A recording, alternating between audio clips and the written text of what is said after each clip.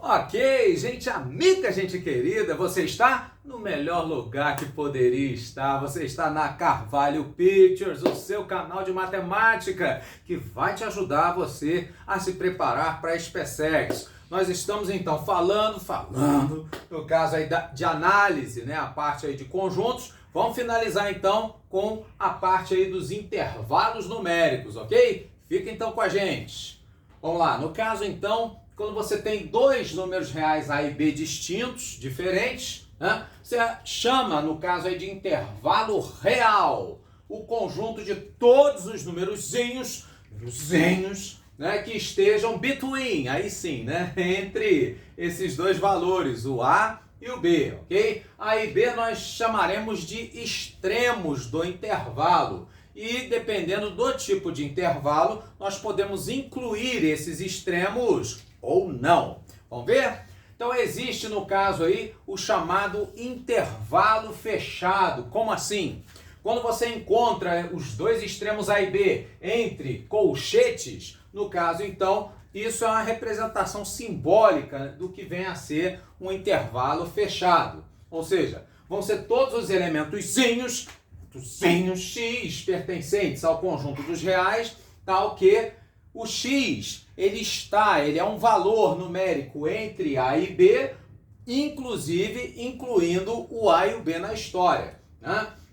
Então, por exemplo, quando eu falo para você, né, um intervalo fechado de 2 até 5, no caso então eu estou incluindo o 2 e o 5 como fazendo parte desse conjunto de números reais, tá certo? Então você vai ter lá 2,01, 2,1, 4,9, 4,99, todos eles então, inclusive o 2 e o 5, fazem parte desse conjunto numérico de valores reais, ok? Muito bem, e você tem também a representação visual, né? Geometricamente, visualmente, você coloca então lá o intervalo fechado nos dois extremos, com dois pontos escurecidos, tá? Isso é para dar ênfase de que esses A e B, no caso então, eles fazem parte da resposta, eles pertencem, eles são dois pontos que também, assim como os demais aqui em vermelho, né? No caso os elementos, né? Também fazem parte do conjunto solução, ok? Existe também a possibilidade de você considerar o intervalo como sendo aberto. O que é isso? Então, ao invés dos colchetes para dentro, o aberto, então, vai fazer os colchetes voltados para fora. Nesse caso, então, você pode encontrar também em alguns livros mais atuais esse intervalo aberto como os parênteses, tá certo?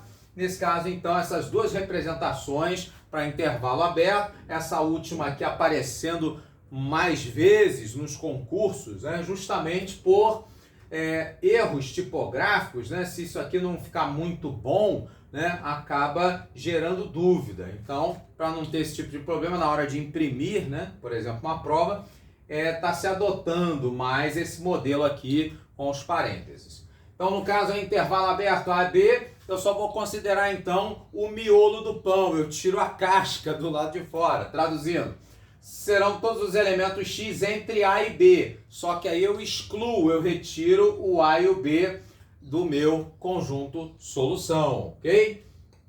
Para dar ênfase nisso, geometricamente, visualmente, o que a gente faz? A gente deixa então, no caso aí A e B, né, como pontinhos brancos. É como se fosse, no caso aí, um buraco destampado. E no caso do fechado, um buraco com tampa, ok? Então o cara tá passeando por aqui, né? Olha o buraco. Ele cai no buraco, porque no caso isso daqui então é aberto. Já que, por exemplo, ele passa direto, que isso aqui está tampado. É o buraco fechado. Deu para entender? Espero que sim. Nesse caso também você pode ter aí, né, um meio termo, ou seja, ele pode ser fechado num extremo e aberto no outro, né? Como por exemplo aqui, né, fechado à esquerda, aberto à direita ou vice-versa. Pô, muito bem.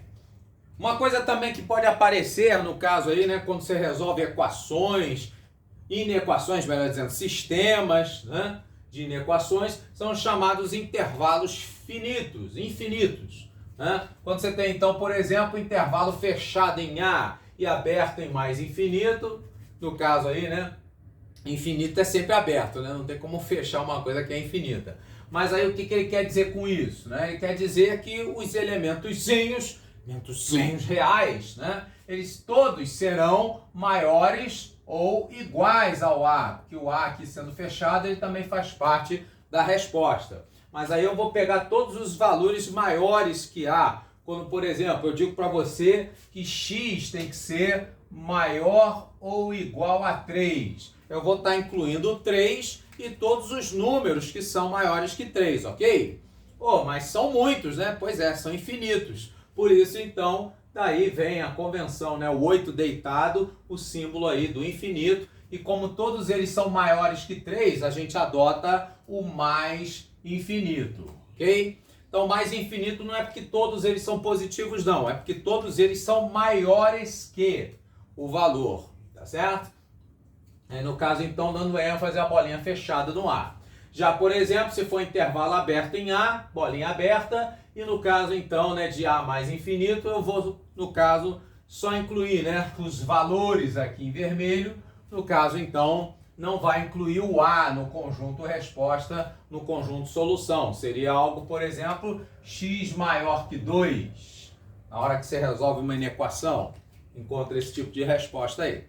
Ok? Você pode ter também valores infinitamente menores. Como assim? No caso, então, ao invés de ir para a direita, no caso, esses valores menores ou iguais a A, eles estarão à esquerda, no caso aí de A. Okay? Então, menor que, né, já aponta a que direção eu vou encontrar esses valores. Sendo que aqui, no caso, incluiria o próprio A. Ok? E no caso, então, para fechar, né, menores que A, no caso, então, a esquerda de A, sendo que não tem o igual, então, nesse caso aqui vai ser aberto. Ou seja, nesse caso, então, eu não incluo o valor como fazendo parte do meu conjunto de solução. Beleza? Bom, a gente falou aqui no comecinho que os intervalos são conjuntos reais, conjuntos numéricos. Ora, se eles são conjuntos, vale tudo aquilo que a gente já viu nas aulas anteriores. Ué, mas você não viu? Ah, não, gente amiga. Tá lá o mini flashback, né, das operações entre conjuntos, que é para a gente poder resolver, então, questão da SpaceX de prova anterior. Senão, não funciona, ok? Muito bem, você viu lá? Nesse caso, agora sim. Então, nós temos aqui conjunto A, intervalo, né, fechado em menos 5 e aberto em 1.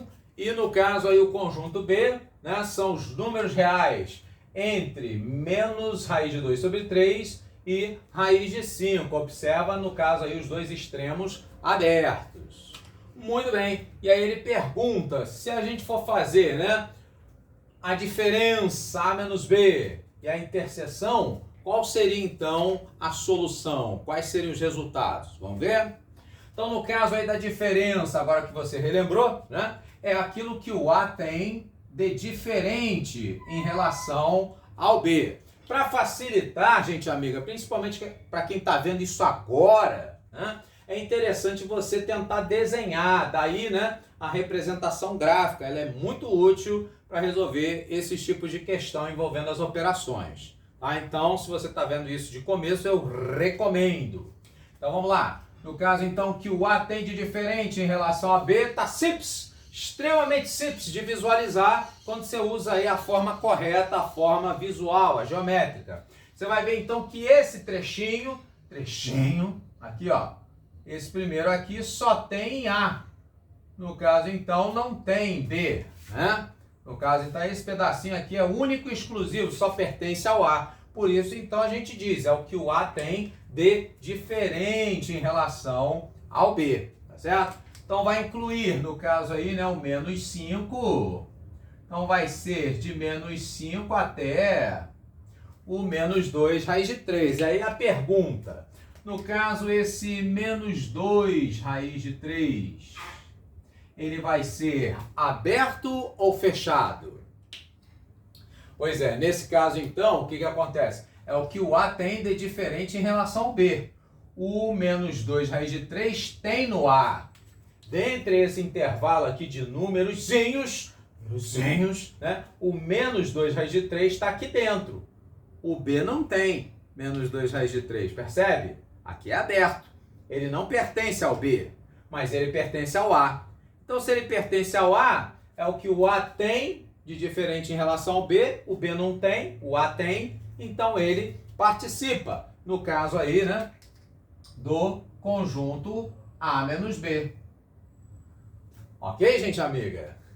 Então, nesse caso aí, né, só com esse A menos B, a gente já mata, né, as três últimas, C, D e E. É ou não é?